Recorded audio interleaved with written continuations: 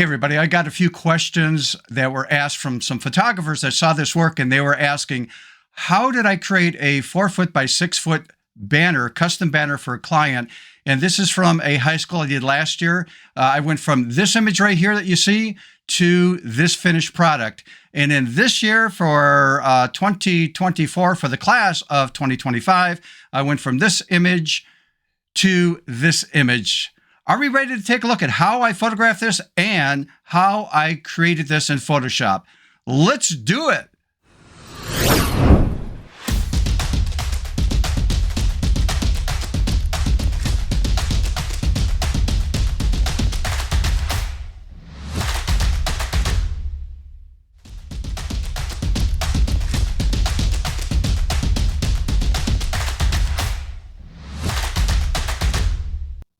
Hey everybody, welcome back to my channel. If you're new to the channel, this is dedicated to photography and working as a photo artist to think creatively out of the box. All right, with that out of the way, let's jump into our program. Got a lot to cover here, but part of this has to do with properly dealing with a client, because working with a client is going to be different than if you're doing stuff for yourself, and we have to understand that. So my point is that when I created these banners, the art director, if you will, was actually the coach. She was the one that said, hey, I've got this idea for a design. And I worked with her on that. And I was doing like different variations of it. The point is, I would probably do these banners differently than her, but she's the boss, right? That's the client. I have to make the client happy. So the point is that even though I might not be that crazy about, the finished product, it's the client that's got to be happy. And that's the number one thing right there. A happy client pays their bills and they talk you up. So that's all I'm going to say. Also, your skills in Photoshop will help you get future jobs if you're interested in making money in photography. So as an example, she found some of my work through, I forgot how, but she liked my work, and we had talked, and she said, I'm not happy with the guy that we have right now. The girls don't like him that's doing the photo shoot for the 4-foot by 6-foot banner. And would I be interested in doing it? So I had some questions to ask her, and we're going over different things. So anyhow, during the shoot, as you saw this, I'm going to play a little segment on how I shot this. The thing to remember is this. I got done last year's shooting for the banner. It took me about an hour and a half to do the shoot with 21 girls, I think at that time, or it could have been 22 from last year, plus some high school senior shoots that were separate over and above that. When I got done, I wasn't even thinking about this, and the coach came up to me and said, oh, the girls are all excited. They're so happy. And I go, well, why? She goes, you only took an hour and a half. The guy that does this before takes anywhere from 3.5 to 4 hours. It's like, you knocked this out so quick. So I didn't think nothing of that. And again, I'm going to show you how I processed and did the images here in a minute. There'll be a short little video on that. But second time around, which was this year for 2024, for the banner that's really to promote for next year's season. But I was set up ready to shoot at 3 o'clock in the afternoon in the gym. And by 4 o'clock, I'm walking out the door. We actually took 45 minutes to do this entire shoot. And the coach was just ecstatic that we didn't take up all this time like we did in the past with her other photographer that used to do this. Last year was fast. This year was even faster. So let's take a look at how I photographed this, and then we're going to talk about some other issues. Ready? Let's take a look. Hey everybody, welcome to Walled Lake Western High School. We're doing their cheerleaders. What do you got, 21 or 22? 21. 21. And we are here with Coach Amber. And where are the cheerleaders?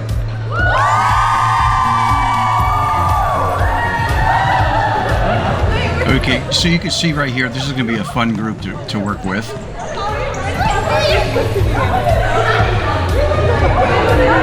All right, you guys are crazy. Now, if you remember that reference image that I talked about earlier, this is the way I had my setup, and notice the coach is looking at her phone. She has the image that she took of where the girls are positioned, what row they're in, and we just did like mass production. I was teasing this girl. She goes, can I see my picture? And I said, no. And she goes, oh. And she knew she was just kidding. But anyhow, again, the coach is looking at the reference image on her phone, verifying how she should be positioned, and asking the other girl what do they decide to do and stuff. Anyhow, the way this worked is I'm going to talk about the time element it took to do this. It was 21 girls to shoot, and then 6 of them were seniors, and we were doing a special shoot for those 6 seniors. So I'll talk about that a little bit later. But again, you can see how the girls were all excited about seeing their image. And I said, hey, just wait till we're done. We're going to do 3, maybe 4 shots, and then come on up and take a look at the image. All right, so anyhow, this should be the ending of this. And let's talk more about the time element it took. Why am I using a green screen, etc.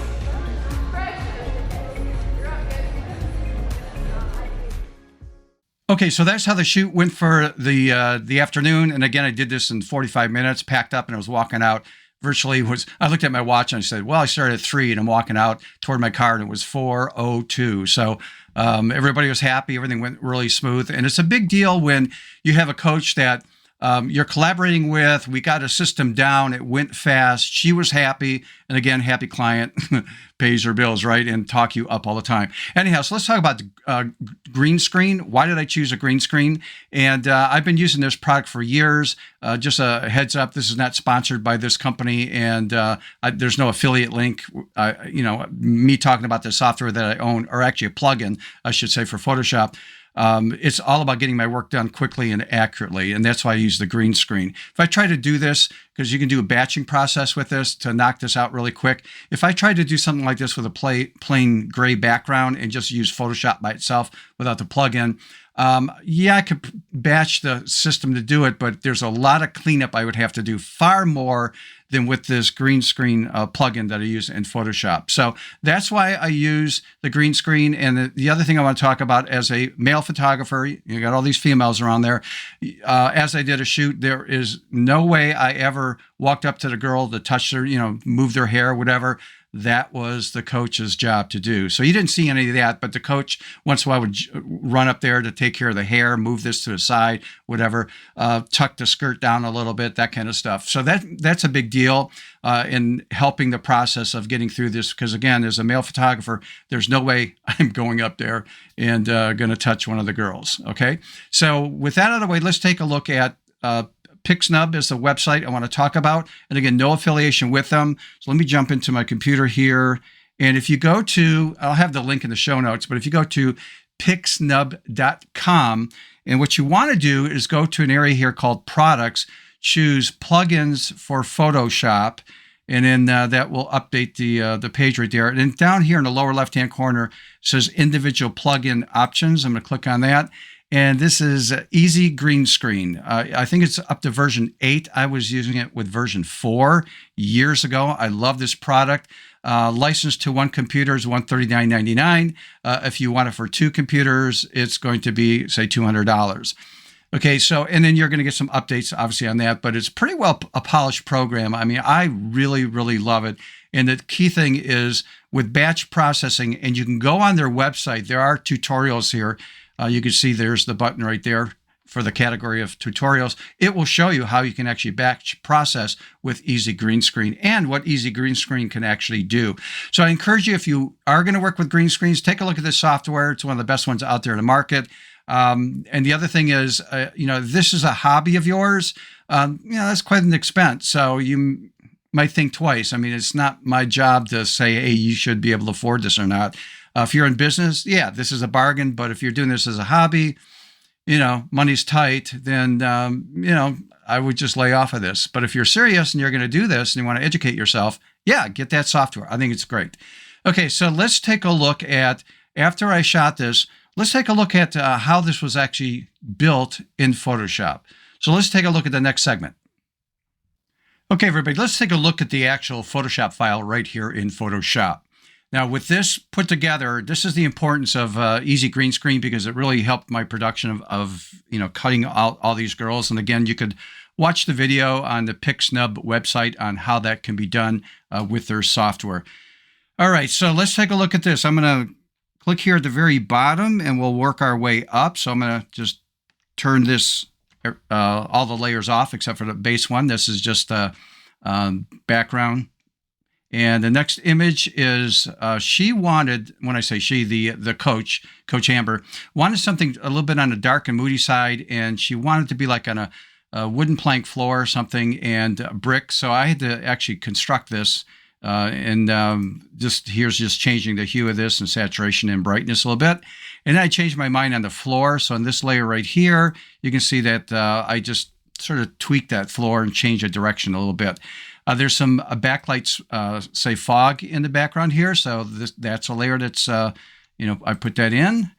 This is what she wanted, something moody, and wanted some smoke. And again, she had some ideas from looking at other schools' work and stuff that were done.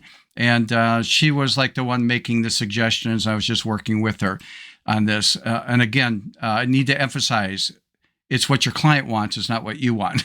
So I always tell people, if I was designing this for me with the girls, it would look totally different. But this is not for me. This is for the school and the coach. And she was the one that makes that decision. So again, some smoke here on the bottom, and then a little bit more over here. And I just was building on this a little bit for atmosphere in the back. Because again, this is what she wanted. And then this is she wanted wires with this sort of like grungy type look and stuff in the background right there. And now let's take a look at how this was put together. You're going to see that I have front row here, I have middle row here, and I have back row right here. If I activate the back row, you can see the girls standing there. And if I expand this out, you're going to see here where it says extracted image. All these folders, if I take one of them, represents a single person. So this is the one on the far left, if I turn it on and off. And this is what Easy Green Screen actually did automatically for me. This is the image with the green screen there. But again, this was all built and processed in seconds.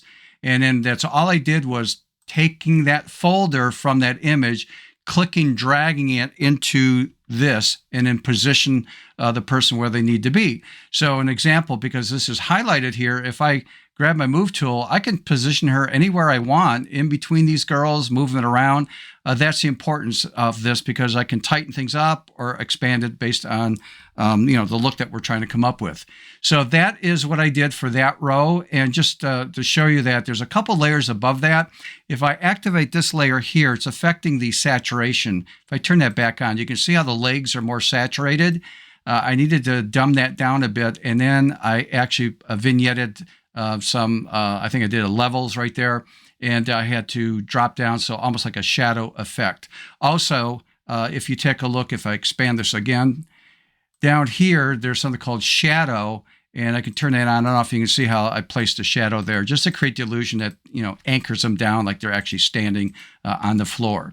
So that's what I did for each row. So again, this is the back row right here. I can activate the middle row right here. And again, I could move them around if needed be, but that's the importance of the reference image that the coach had. Because I had that image she gave me, I knew the position where all these girls needed to be if they were in the first row versus second or third row right there. And again, pulling the saturation down from like the waist down, and then also darkening it down a little bit to create that mood of shadows and stuff. And then again, the front row right there. And I did the same thing with desaturating the colors a little bit and putting the shadows, making their legs darker right there. So that has to do with that layer right there. I turn it on and off. You can see that difference right there. Then to finish this up a little bit, I just added some more smoke in here. And then I did a visible stamp layer. Remember how to do that? I did that in past videos. And then it's in the multiply blending mode right here. And I'm just vignetting this. So if I select this and turn the mask on and off, you can see the difference between the two, what that's doing. And then I worked with a little bit of hue and saturation here to dumb it down a little bit. And then in this top layer right here is I just adjusted the exposure. And then again, this is a 4x6 image. It has to be 300 resolution. That's what the printer needs to make the banner. And this file size is big. This is a PSB file, not PSD.